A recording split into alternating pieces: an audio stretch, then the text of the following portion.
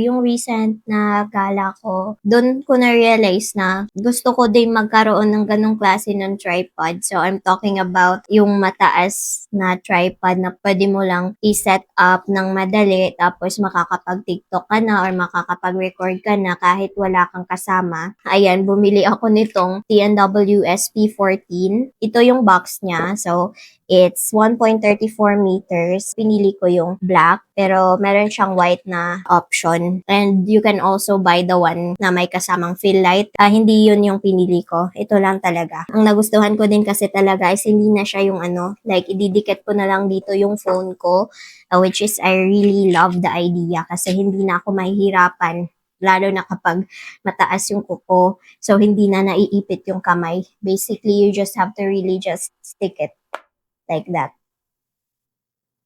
Strong naman yung grip niya. Pero if hindi naman magnetic yung phone mo, meron naman siyang kasama na accessory na ilalagay mo, pwede mo ilagay sa phone mo para maging magnetic siya. And aside from that, meron na din pala siyang kasama na charging cable para sa remote control for the shutter. So you can really do selfie or take pictures kahit solo ka or mag-isa ka lang sa travel mo. And then the other thing is, meron din siyang ganito. Hindi ka confident dun sa magnetic feature, you can just put this in. Talagang meron siyang yung usual na holder. Depende na lang talaga sa'yo. Complete na talaga yung set. And meron siyang manual. Yung pinaka nagustuhan ko lang talaga is yung convenience na ididikit mo lang yung phone mo. So ito, hindi to magnetic na phone, pero yung case is magnetic. So it still works. Ganyan. Medyo takot pa lang ako, pero ayan, takot din ako na baka mahulog siya kasi hindi ko pa talaga siya nagagamit. Pero nung dumating to and iniwan ko lang siya na nakatayo doon with the phone, hindi naman siya nalaglag kahit parang almost 30 minutes siyang nakatayo. Ayan. Ayan siya. And also, you can adjust adjust dito. Ayan. Ganito siya. So, mahaba siya. And sturdy naman siya pag pinatayo siya sa ground.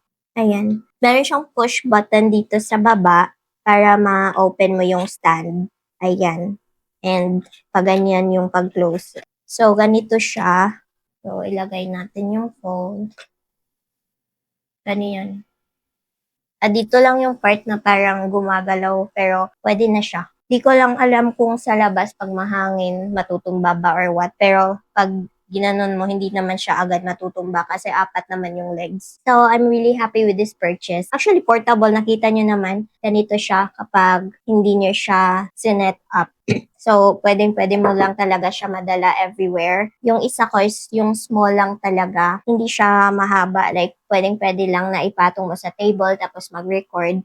Pero ito siya is pwede mo siya madala sa labas if you want to do like a vlog outside tapos standing ka, so kailangan mo talaga nito. So, if you're also looking for an affordable and matibay na selfie stick na pwede mong gawing phone stand or tripod, ito na yun. Matagal ko na kasing gusto na yung ididikit mo na lang kasi parang super convenient niya na i-set up. Especially ngayon na gusto kong maging convenient at mas madali yung pag-set up ko para makapag-record agad ng video. Nakakatulong talaga to siya and I'm really excited to use this sa mga future videos, especially if gagala, ganyan. So, as someone who's trying to, like, use kung anong meron na ako, ayaw ko munang bumili ng vlogging camera or something. Gusto ko munang mag-generate ng income itong phone ko before ako bumili ng kung ano-ano. Ito na muna yung binili ko. Yeah, if gusto mo din ng ganitong tripod or selfie stick, ililink ko na lang, i-check mo na lang sa yellow basket or sa comments kung saan mo man to nakita. Babush!